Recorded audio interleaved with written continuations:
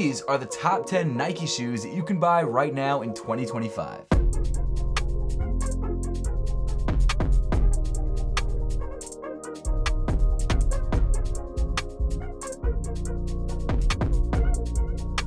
Nike makes a lot of shoes, so many that it can be overwhelming figuring out which pairs to grab, especially if you're looking for a pair to rock every day. And that's why in today's video, I'm counting down the top 10 Nike sneakers that you can go to the store and pretty much grab right now, with a few small exceptions. I'm constantly buying and wearing new Nike sneakers to test for reviews and videos, so I've gotten very familiar with Nike's options and their shoes, and I feel like I picked 10 really solid options for you. Now this list is actually in no particular order because some of the shoes are basketball shoes, some are running shoes, and some are just for casual wear, and they don't really compare one to one. They all have different use cases. So it didn't make sense to me to rank them from 10 to 1, with 10 being the worst and 1 being the best, because the best changes based on what you're looking for. That said, if you want to grab any of the pairs that I mentioned in today's video, I've made sure to tag them through the YouTube shopping tab on your screen, and I've also left affiliate links in the description down below. But hey, at this point, let's just jump right into it. Number 10, the Nike React Rejuvenate. This shoe is definitely more of a clog than a sneaker, but I think it might be the cushiest shoe on the entire list. The Nike React X Rejuvenate is a recovery shoe designed to provide solid comfort and support for everyday wear. Almost the entire shoe is made up of Nike's React X foam, and both the upper and the midsole deliver a soft, responsive cushioning experience. In addition to React X, you've also got a rubber outsole for traction, which shoes like the Yeezy Foam Runner and Crocs Classic Clogs don't have, so it's got a bit of a leg up in that regard. And overall, I think it's the most, or close to the most, comfortable foam clog that you can grab. Design-wise, absolutely the shoe does take some cues from the Foam Runner and the Merrell Hydro Mach, but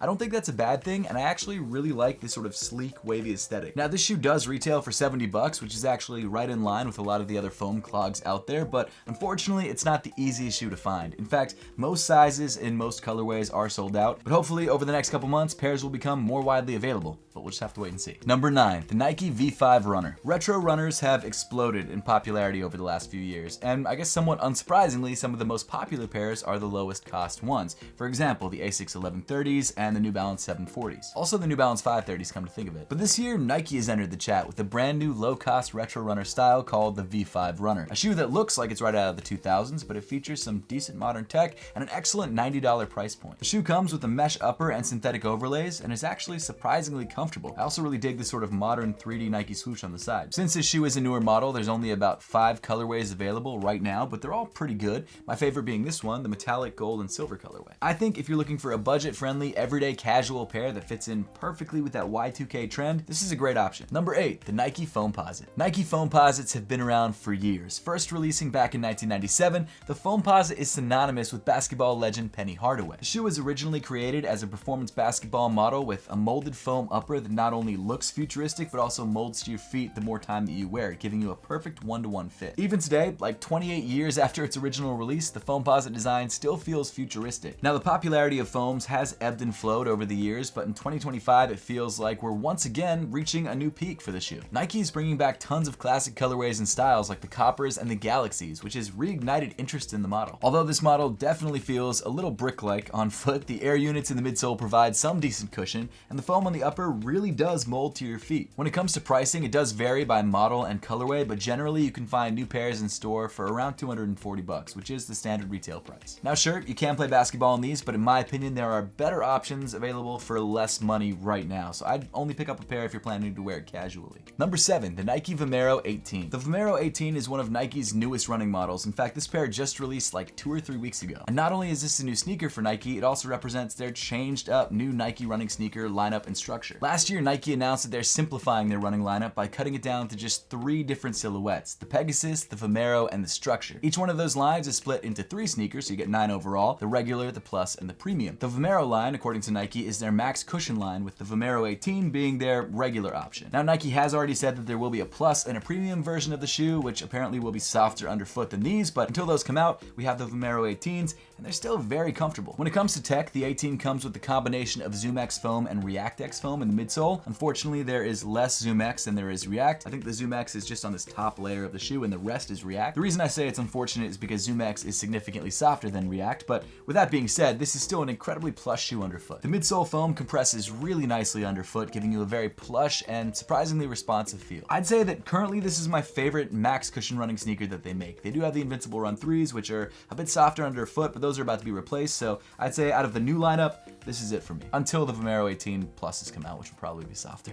In addition to the midsole softness, you've got an upper which is very comfy. It's very well padded with engineered mesh, which is surprisingly breathable. And design-wise, I really love the way that the sneaker looks, specifically in the midsole sculpting and these sort of like heat-pressed lines on the upper. Coming in at $150, you're getting a solid everyday sneaker that's well cushioned and great for both running and for walking. Now that being said, if you want to make your sneakers even more comfortable than they already are, you've got to try out Apothecary socks. Apothecary socks are the softest and most breathable socks out there. We've spent years refining the design of the sock to make it the best sock possible. We also designed them specifically to match your sneakers, and for a limited time, if you use code Seth, you get $5 off of your first order. So make sure to check them out through the link in the top of the description below. Seriously, they will change your life. Maybe not your life, but they'll make your feet more comfortable. I feel like that's a more reasonable promise. Number 6, the Nike Dunk Low. Here's a really quick history lesson for those of you that don't know about the Nike Dunk. The Nike Dunk started life back in 1985 as a high-top basketball model. It was actually designed in a record 6 weeks and was a mashup of the 1984 Legend, the Air Jordan 1, and the Terminator model. The first pairs were made specifically for college teams and first launched as part of the Be True to Your School pack, which was a line of sneakers that all came in colors of specific colleges. Initially, the Dunk was overshadowed by the release of the Air Jordan 1, which happened the same year, but finally in the 1990s, the Dunk slowly gained a life of its own as a skateboarding and lifestyle silhouette. And in the early 2000s, Nike released the Nike SB Dunk Low Pro, which took the world by force as both a skateboarding and a sneakerhead classic. Since then, the Nike Dunk has cemented itself as an iconic Nike model and is still incredibly popular. Even though the hype has gone down on Dunks a little bit, everyone's still rocking them. Now, if you're trying to grab a pair of Nike Dunks, there are 3 different models to keep an eye out for. There's the highs, the lows, and the SBs. I personally would recommend the lows for most people because they look very similar and they're the easiest to find. Although you can't really go wrong with any of the models. The SBs are more well cushioned and made technically for skateboarding, although people don't really skate in them as much as they used to, and the highs are just a high top version of the lows. When it comes to pricing, the Nike Dunk Low usually comes in at a retail price of $115, with the highs being priced at $130 and the SB Dunk Lows usually being priced around $125. I mean, to be honest, they're all great sneakers. You can't really go wrong with any of them. Again, I think the lows are probably the way to go for most people, but they're all great. They're simple, they're clean, they all look great. None of them are incredibly comfortable, but it's one of those shoes that you can throw on like a pair of Vans, and they pretty much look good with anything. Number 5, the Nike P6000. The P6000 is a retro-inspired Y2K style sneaker that blends early 2000s running shoe aesthetics with modern vibes. Apparently, it's loosely inspired by the Nike Pegasus 2006 and features a breathable mesh upper with synthetic overlays, creating a very clean and layered look. As I'm sure you've noticed, 2000s running sneakers are incredibly popular right now, and the P6000 is one of the most popular options. In fact, I think it's one of Nike's most popular pairs in general. I mean, the sneaker is pretty comfy, it won't blow you away, but it absolutely gets the job done. The upper is breathable, the midsole foam, while not super soft, is comfortable enough, it's kind of squishy, and for $110, it's a solid everyday pair that looks great. I would definitely recommend it if you're going for that retro runner metallic silver vibe, because there are a lot of metallic silver pairs, and although some colorways do sell out, generally you can find them in Foot Locker pretty easily. In fact, I grabbed this pair at Foot Locker yesterday, and I got it in my size with no issues. To be fair though, it was the last pair in my size. Number 4, the Nike Zoom Vomero 5. The Vomero 5 has been incredibly popular as a lifestyle sneaker over the last couple years. It was first released back in 2011 as a running sneaker, but after that it kind of just faded into obscurity because, as running sneakers do, there was an update and people just forgot about it. However, in 2018, Nike decided to resurrect the sneaker as part of the A Cold Wall collaboration, which returned the sneaker back to the spotlight, and based on, I guess, the popularity or maybe the fact that Nike wanted to bring the shoe back, they decided to just pump out colorways of these shoes, and they did incredibly well. And honestly,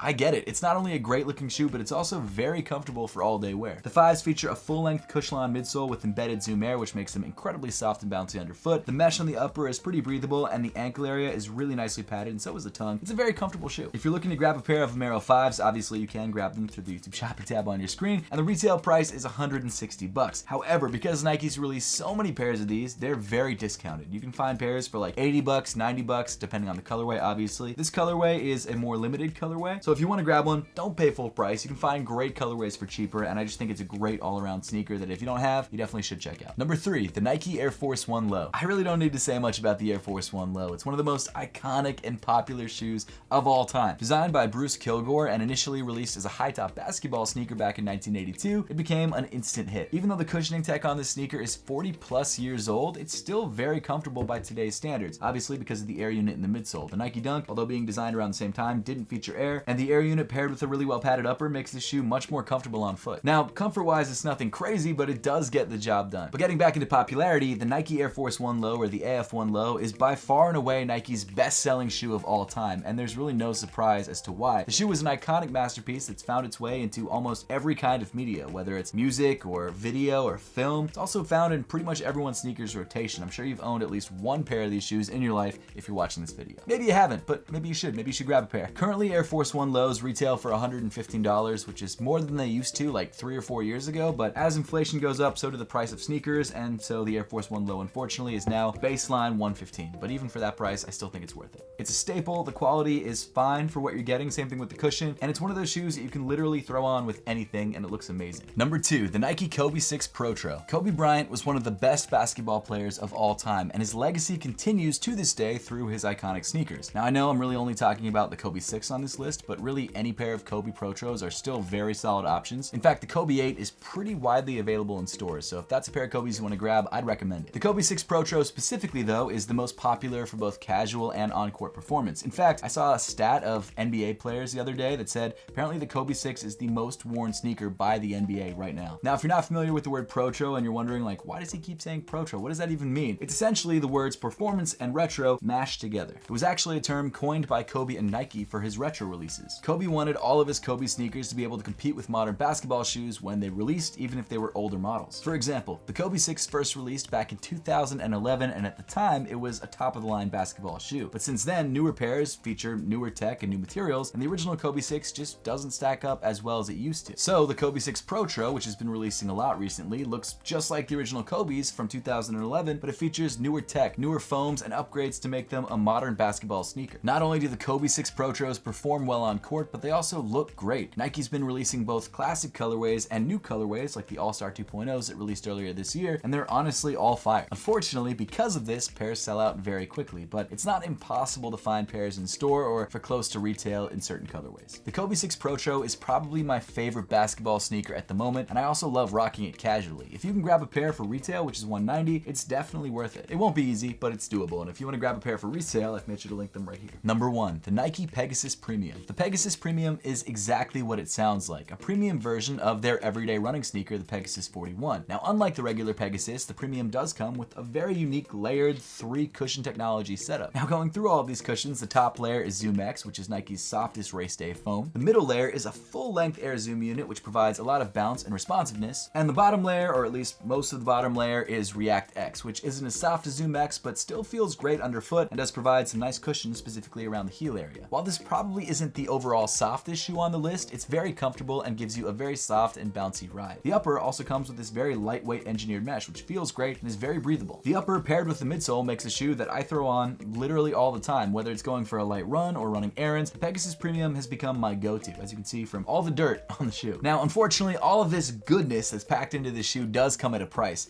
The Peg Premium retails for $210 and usually sells out pretty quickly. So I had to buy my pair for resale, but even for like, this is stupid, but even for like the $300 something I spent on it, I still think it's worth it. Resale prices have gone down though, and there's a lot more colorways available, so it's easier to find pairs for retail, but even if you're paying a lot for it, still think it's worth it. Now, with all that good stuff being said, it is kind of in a weird position in Nike's lineup. It's supposed to be a running shoe, but it wouldn't be my first choice for everyday runs, although I do run in this shoe here and there. I personally throw this on mainly for casual wear. I think Nike just makes a few cheaper, more stable, and more specific cushioning setup options for more serious runners. And if you're really just grabbing a running shoe, I'd say go Vomero 18 or Pegasus 41. That said, I really do love these for casual day-to-day wear, and a big reason is the aesthetic. I think it's a great looking sneaker, and I love the color contrast that this Air Zoom unit provides. Plus, it's got this really cool like retro future vibe, which I think is amazing, and the way that it feels underfoot and the way that each one of these cushions activate differently is such a unique experience. Highly recommended, even for that pretty insane $210 price point. But hey, if you made it to this point in the video, let me know in the comment section down below which Nike pairs you rock the most and what pairs you're looking forward to picking up in the future. As always, thank you so much for watching. Make sure to subscribe if you haven't yet,